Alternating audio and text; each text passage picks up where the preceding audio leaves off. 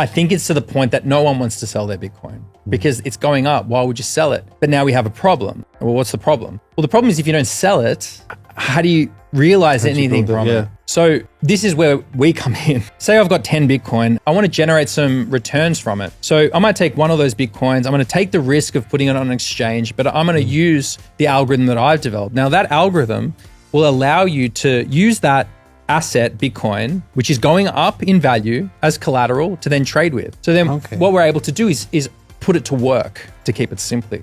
We've got this asset now that becomes productive.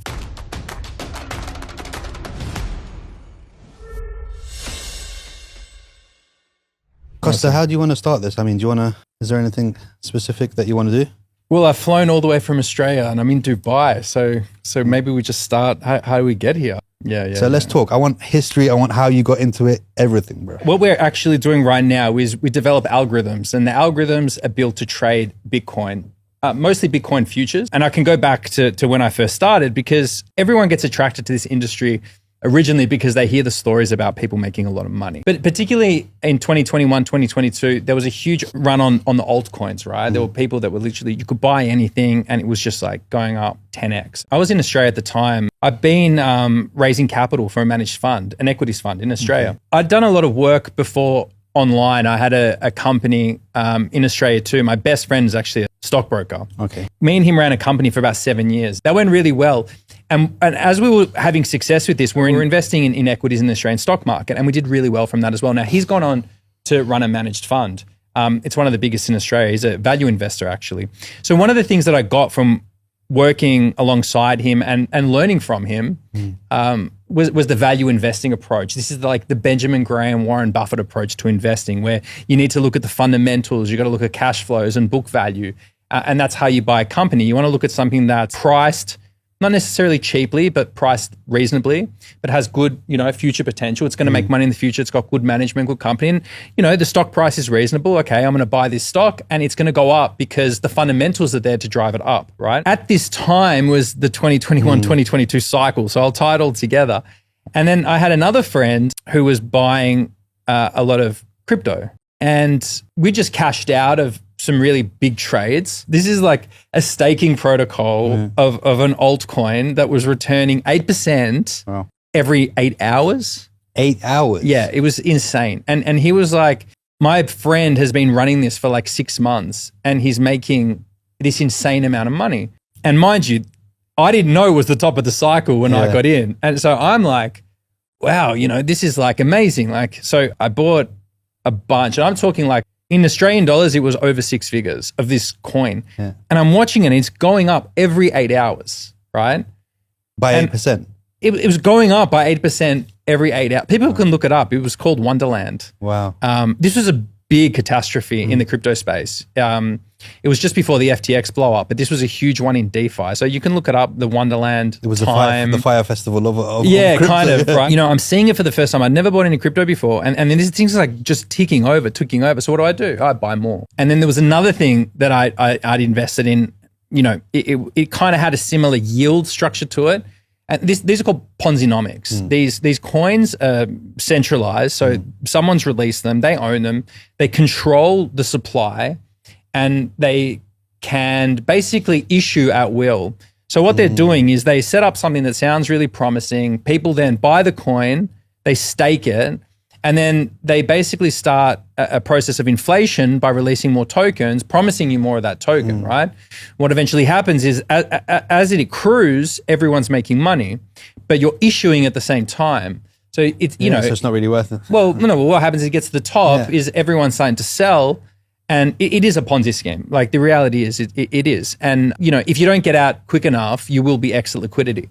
So I was exit liquidity and I learned my lesson. And invested more in Bitcoin. Well, this was the thing, right? And then I started to do my research a little bit more, and I took responsibility. I go, look, I've aped into this, right? I saw easy money, easy money, and I got sucked in. I got seduced by it, and I got what I deserved because I wasn't stupid enough to think that I understood the tokenomics, and I understood that the last man standing was not going to walk away.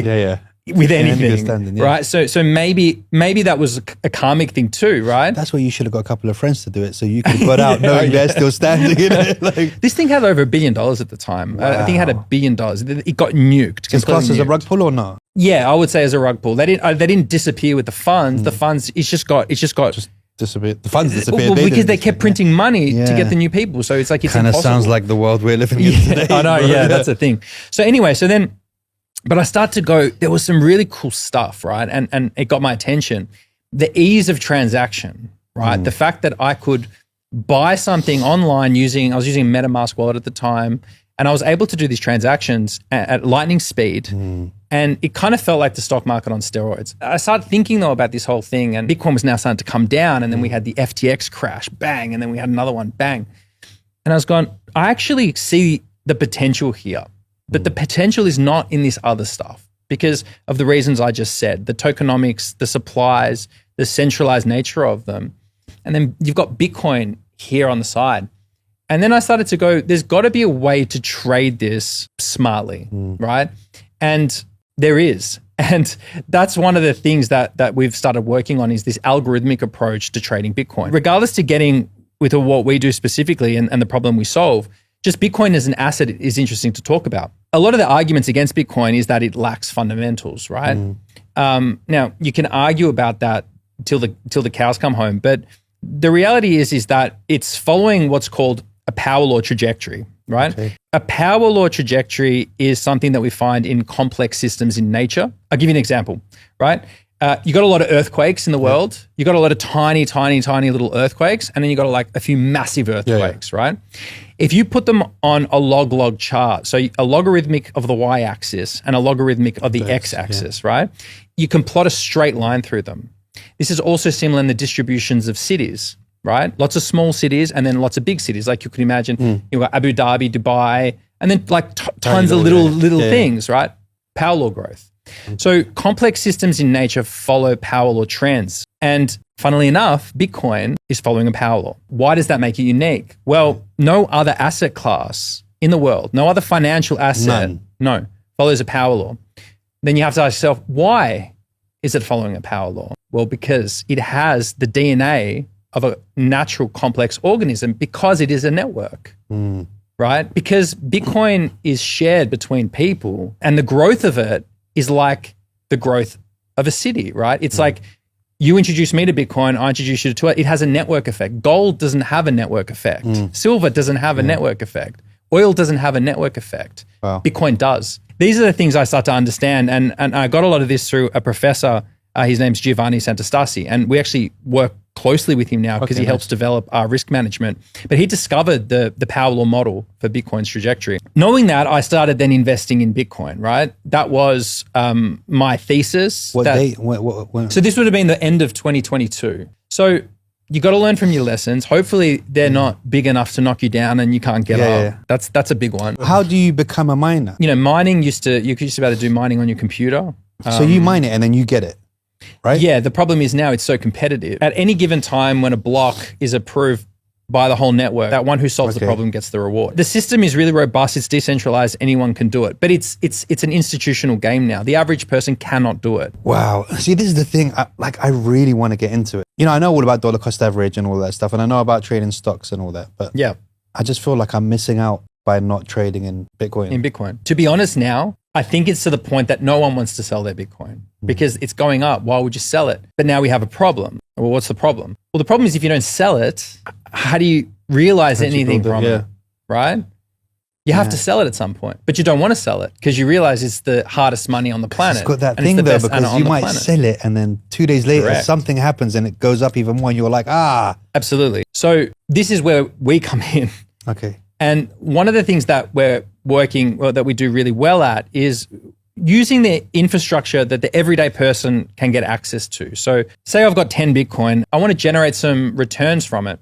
So I might take one of those Bitcoins, I'm going to take the risk of putting it on an exchange, but I'm going to use the algorithm that I've developed. Now that algorithm will allow you to use that asset, Bitcoin, which is going up in value as collateral to then trade with. So then what we're able to do is put it to work, to keep it simply. We've got this asset now that becomes productive. So instead of being a passive Still wealth building, but it is incredibly passive. Yeah. We're not able to put it to work without actually having to sell it, right? That's very, very powerful. If you don't want to own Bitcoin, but you realize that it's going up and you want a piece of the action, you can use our algorithm simply just to trade Bitcoin. Just build cash, in the regular way. So if you've got Bitcoin and you want to use it as collateral, you get a double upside, right? You get the appreciation of the Bitcoin plus the accrued, productivity of the trading. Once it's engineered, it's hands off. So you don't have to do anything. It'll do everything for you. That's so Dubai, bro. So where's Bitcoin going to be in the next 10 years? So what's really cool about the algorithm is that it's price agnostic. So regardless of what Bitcoin does, it's still going to always be generating your returns, right? Because it's doing that in a very, very sophisticated and predictable way. The market goes up, we make money. If the market goes down, we generate more money when it goes down. That's just part of the strategy that we use. So, the other thing that we have is we've got these cycles, and they're kind of these like sine waves, almost like a clap from the beginning of the first block. And it was like a really big wave at the beginning, and then a really, then the next wave. But they're actually getting smaller and smaller, like a sound wave kind of gets smaller and smaller. So today the price is 117,000. If you're following the trend of the last cycles, but also factoring in that these sort of sine waves are getting smaller and smaller, we're going to have a top potentially, and we can timestamp this, probably 160 to 200,000, perhaps by the Q1, Q4, end of 2025, 2026, if the cycle continues how it has in the past, right? But if we just follow the power law trend, which is that line, is the most reliable thing, right? There's no guarantee the cycle will happen. What the cycle actually does, it just creates that FOMO, and then people go a bit crazy. But the power law, that line through the middle, when you do the math, the cycles actually cancel each other out, and we've just got this straight line. I think by the end of the year, following the power law, we should be at around 138,000, right? So today we're 117. So let's say on the average, it'll be 138. We could have a top and then a crash back down to the power law support at the end of next year, which is November 2026, brings it down to about 70,000. So there is potential that Bitcoin goes to 160 to 100 to 200, 180, 200, and then comes all the way back to 70,000, at least below 100,000.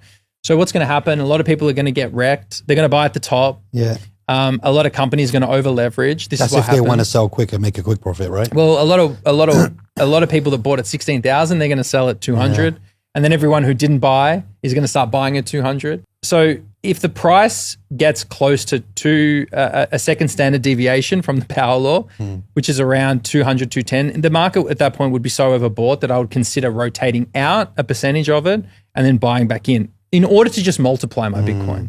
But in 10 years' time, we follow that trend, the power law trend. It should be $1 million in 10 years.